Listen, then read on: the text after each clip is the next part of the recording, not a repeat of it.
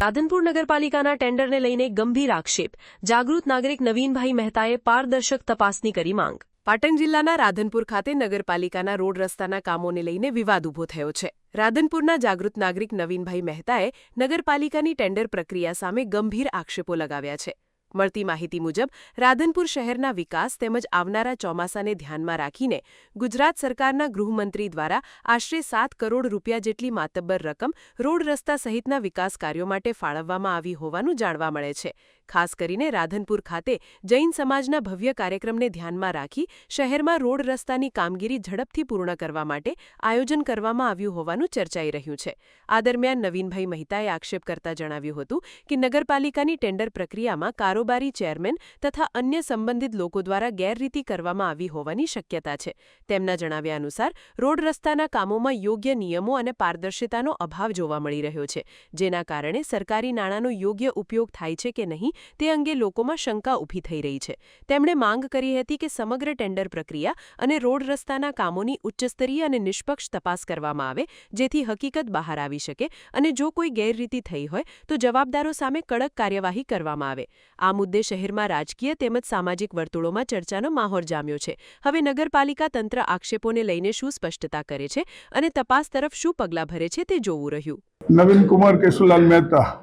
નવીનભાઈ, જે રીતે તમે આક્ષેપ કરી રહ્યા છો રાધનપુર નગરપાલિકાના અંદર ટેન્ડરમાં ક્યાંક ભ્રષ્ટાચાર થયો હોય, મતભેદ થયો હોય, શું હતી વિગત? ક્યાંથી ટેન્ડરની પ્રક્રિયા શરૂ કરવામાં આવી હતી? રાધનપુર નગરપાલિકાના રોડ રસ્તા માટે કરી અને 6 કરોડ 22 લાખ અને 3 કરોડ 78 લાખનું ડિસેમ્બર 25માં ટેન્ડરો વાર પાડ્યા.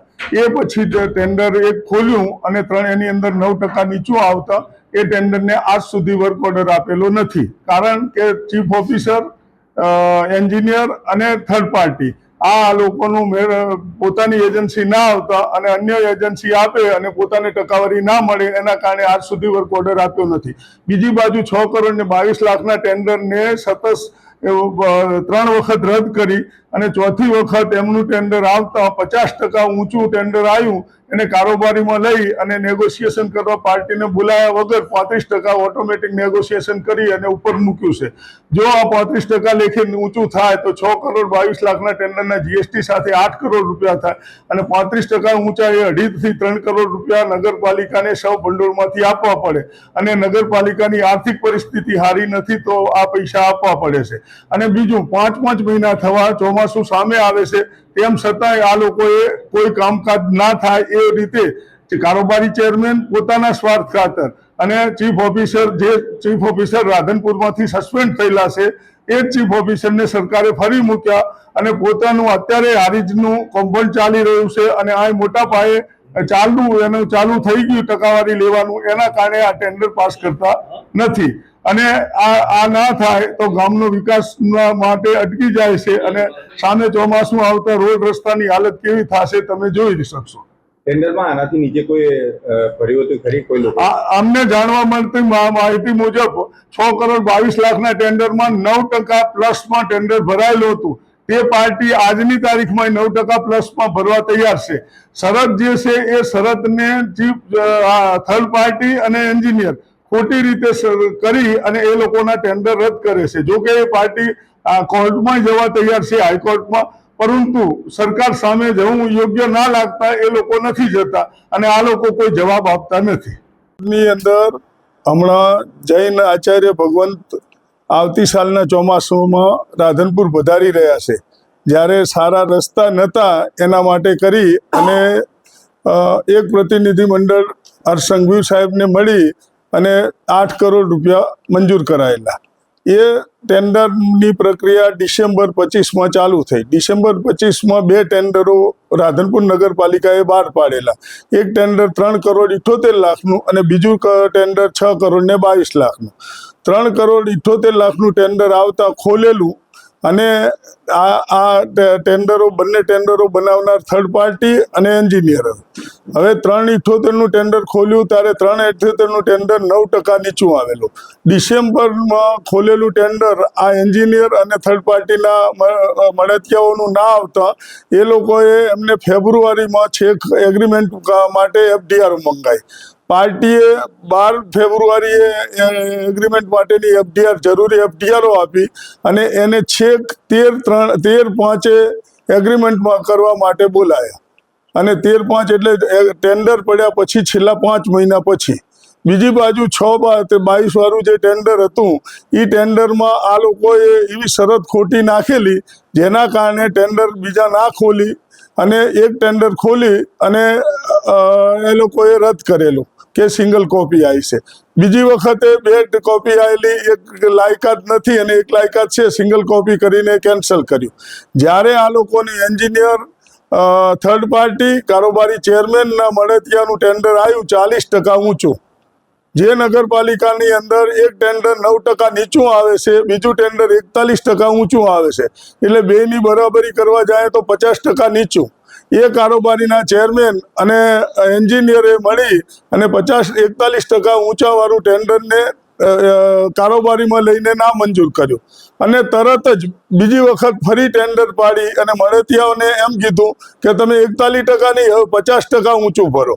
અને બીજા દિવસે કોઈને ખ્યાલ આવ્યા વગર 5 દિવસની નિવિદા પાડી અને 50% ઊંચું ટેન્ડર આવ્યું અને કારોબારીએ 41% એમને નેગોશિએશન કર્યા વગર 41 કે 35% ઊંચું માન્ય રાખી અને ઉપર મૂકેલું છે. હવે વાત એ થાય કે જો એક જ ટેન્ડર 2 ટેન્ડર એક જ સમયે આવે તો 1% 9% નીચું હોય અને બીજું 41% ઊંચું હોય તો તમને એની ડિફરન્સની ખબર પડી જાય. 6 કરોડ ને 22 લાખનું ટેન્ડર એટલે GST સાથે 8 કરોડનું ટેન્ડર થાય. હવે એ ટેન્ડરને જો ઊંચું આપે તો એના 4 કરોડ રૂપિયા થાય અને 4 કરોડ રૂપિયા ઉપર એને સૌ ભંડોળમાંથી આપવા પડે તો નગરપાલિકા એવી છે નહીં કે આપી શકે. તો આ લોકો શું કરશે કે 7 કરોડની જગ્યાએ કામ 4 કરોડનું કરી અને મોટા તોડપાણી કરવાના છે. બીજું, કારોબારી ચેરમેન પોતે ખુદ એમ માને છે કે બધા સભ્યો મારા છે, એટલે દેવજી પટેલના આ ધારા મુજબ અને પોતેની જાતને ગણી અને નગરપાલિકાના પ્રમુખ કે ઉપપ્રમુખને આ કોઈ વાતને ખબર નથી અને એમણે કારોબારીમાં મંજૂર કર્યું છે. મંજૂર કર્યા પછી ઉપર મેલી અને છેલ્લા ડિસેમ્બર મહિનાથી 5મા મહિના સુધી લેટ કરે છે અને પોતાના મળતિયાને ના આવતા આ જ્યારે એનું ટેન્ડર આવે ત્યારે થાય.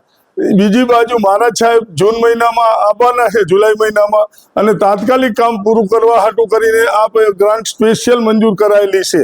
તેમ છતાં એ લોકો આજ સુધી નથી કરતા અને ફરી ઉપર મૂકશે અને ઉપર મૂકી અને આ ટેન્ડર પાસ થશે ત્યારે અમે ચોમાસું આવશે અને રાધનપુરની નગરપાલિકામાં ભારતીય જનતા પાર્ટીના વિકાસના કારણે 28 બેઠકોમાંથી પાર્ટીને 26 બેઠકો આલી અને રાધનપુર નગરપાલિકાએ એક જ વિશ્વાસથી કામ કરેલું છે કે રાધનપુરમાં વિકાસ થશે અને રોડ રસ્તા બનશે. એની જગ્યાએ આ એક ચાલી રહ્યું છે. આપણા આપ દ્વારા કોઈ રજૂઆત કરવામાં આવી તંત્રને? આ બાજુની રજૂઆત માટે એના ઉપપ્રમુખ અને પાણી પુરવઠાના ચેરમેન એ બંને જણાએ કારોબારી ચેરમેન નગરપાલિકાના પ્રમુખશ્રીને લેટર આપી અને આ ટેન્ડર ના મંજૂર કરવા માટે કીધેલું, પણ એમની કોઈ વાત સંભળાણી હોય એવું લાગતું નથી. હવે આ તરફથી કોઈ એક્શન લેવા છે આ બાબતે? કોના માટે? તમારા તરફથી નગરપાલિકા સત્તા? અમે સત્તાધારી પાર્ટીને આપણે તો કહી શકીએ છે, આપણે એક જાગૃત નાગરિક તરીકે.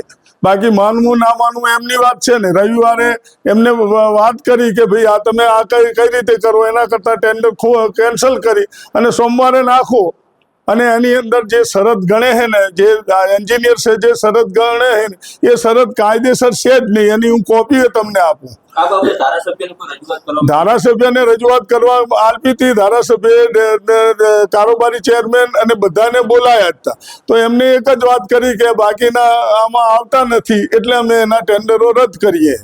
ધારાસભ્યશ્રીએ તો સ્પેશિયલ ગ્રાન્ટ મંજૂર કરાવી છે. ધારાસભ્ય તો સતત ધક્કા ખાઈ અને આખું રાધનપુર માટે 84 કરોડની પાણીની લાઈને લાવે છે. પણ આ લોકોને બસ મગજમાં એમ જ છે, અંદરોઅંદરની ખરબૂટમાં ચેરમેન અને આ બાને અને દેવજી પટેલ પોતાની જાતને એમ માને છે કે હું ભાવિ ધારાસભ્ય છું, મને કોઈ કહેનારું નથી. બરોબર. રાધનપુરની સ્થિતિ તો તમે જોવો તો પેરિસથી સારા કણાવે એવા રોડો રાધનપુરમાં છે. આજની તારીખમાં તમે 4 રસ્તાથી ગામમાં જાઓ તો રોડની તમને ખબર પડે અને હમણાં ચોમાસું આવશે ત્યારે એ પછી તમે જોજો કે શું હાલત થાય. રાધનપુર નગરપાલિકાના કયા કયા કોર્પોરેટરો ભરેલા છે?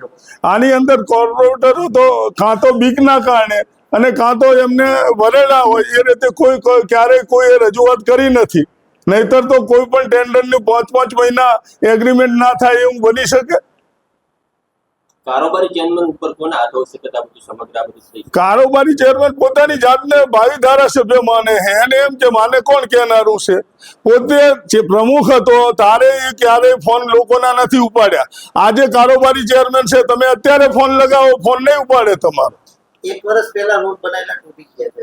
હા, એ તો તૂટી ગયા છે અને કામ બરોબર નથી. કોણ દેખરેખ રાખે?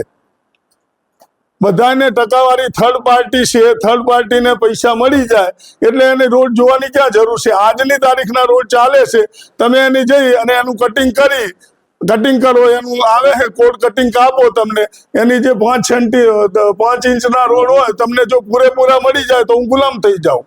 ટેન્ડર આપવામાં આવ્યું છે કોઈ પક્ષના કોઈ સગા સંબંધીને આપવામાં આવ્યું કોઈ છે? ના, પાર્ટી કોઈ ક્યાં આવે છે આમાં? આ તો પોતાના છે. પાર્ટીને કોઈ લેવા દેવા જ નથી જાણતા પાર્ટી પ્રમુખ. પાર્ટીના પદાધિકારીઓ કેમ બોલતા નથી? પાર્ટીના નથી બોલતા એ ઉપરના દબાણના કારણે ના બોલતા હોય. આજે મારે આટલા માટે જ બોલવું પડ્યું કે પાર્ટીના પ્રમુખ નથી બોલતા. ગઈકાલે અમે નાનજીભાઈનો વિડીયો જોયો ત્યારે મને એમ થયું કે ખરેખર આપણે આગળ આપવું જોઈએ. કારણ કે અમારા વિડીયોમાં જે ઉપપ્રમુખે તમને લેખિત આલ્યું છે તોય છતાં ઉપપ્રમુખ ગોળ વાત કરે છે કે પ્રમુખને પૂછો, ખબર હશે. જ્યારે ઉપપ્રમુખે તો લેખિત આપી દીધેલું છે તો એને ખબર જ છે કે આ છે, છતાં ચૂપ રહે. સમાચારની અવનવી અપડેટ જોતા રહો નિખરતા ગુજરાત ન્યૂઝ સાથે. નિખરતા ગુજરાત ન્યૂઝને લાઇક, શેર, સબસ્ક્રાઇબ કરો અને બેલ આઇકન દબાવીને સમાચારની ઝડપી માહિતી મેળવો.